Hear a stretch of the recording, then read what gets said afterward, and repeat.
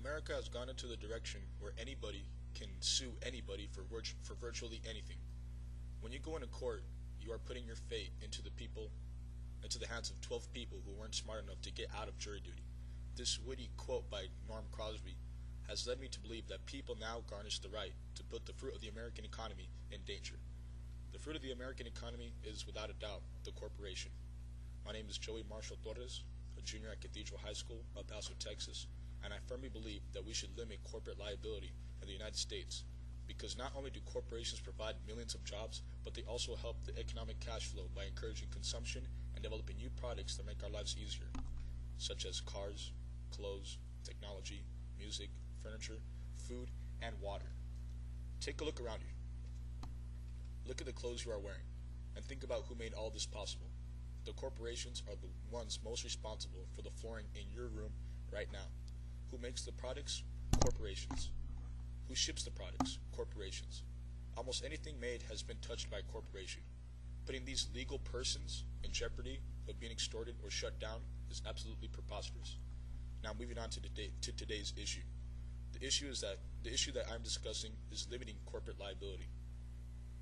The definition of a corporation is a body formed and authorized by law to act as a single person, although constituted by one or more persons and legally endowed with various rights and duties, including the capacity of succession. Normally, big businesses such as McDonald's, Nike, and Costco's take on this criterion of being a group of associates that act as one body, possessing various rights and duties to their employees and consumers. Liability is one of the most significant words in the field of law. Just about every big business has to deal with it. Liability means legal responsibility for one's acts or omissions. Failure of a person or entity to meet that responsibility leaves them open for lawsuit for any resulting damages or a court order to perform, as in breach of contract or violation statute. In order to win, the suing party must prove that the legal liability of the defendant if the plaintiff's allegations are shown to be true. This requires evidence of the duty to act, the failure to fulfill that duty, and the connection, proximate cause, of that failure to some injury or harm to the plaintiff. Although there is no litigation explosion, stats are rising. Contract filings, which involve businesses, cases rose by 21% from 1993 to now.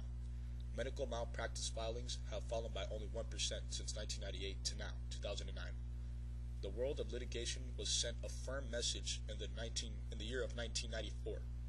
The most notorious case up to date was Lieback versus McDonald's restaurants. A 79-year-old woman ordered a 49-cent cup of coffee through a drive-thru in Albuquerque, New Mexico. As she was pulling out of the drive-thru, her car hit a speed bump, which caused the coffee to spill all over her lap, causing third-degree burns. The plaintiff won over $2.7 million in the verdict. Although there were many factors leading into the case, many spectators believe that McDonald's was not the sole cause of the burns endured by Mrs. Lieback. This is a prime example of not only frivolous litigation, but of corporate liability. Corporations should be protected from things like this as well. Now moving on to the toughest point of the subject, which is prevention. This issue has owners and managers of businesses spending countless hours considering the risks, potential claims, and liabilities to which they and their corporation may be exposed by virtue of their business operations. The most widely available way to limit liability is by far engaging with insurance experts to assess appropriate insurance policies and coverage amounts. Claims can be made by employees, contractual liabilities, product liabilities, accidents at the workplace, actions of the employees within the scope of employment, and the list goes on. Insurance policies can be used to pinpoint and cover these risks. Another popular way to limit liability is through politics.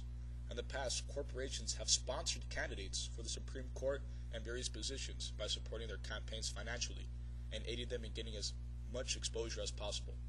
Once the candidate has won the election, the corporation will have power within the politics of the location and be able to prosper more than ever, leading into the conclusion. The conclusion is that the corporations are the economy, and when the economy is being hindered by liability, it has no control in the economy will, along with the corporations, be hindered. Hopefully, Hopefully we have conveyed this message as clearly as possible. This is an ongoing battle between corporations and the public. It has grown throughout the years and has the probability to grow bigger than ever in the coming years. I am Joseph Torres, hoping everybody out there will think about our dependence on corporations. Thank you very much. Have a nice day.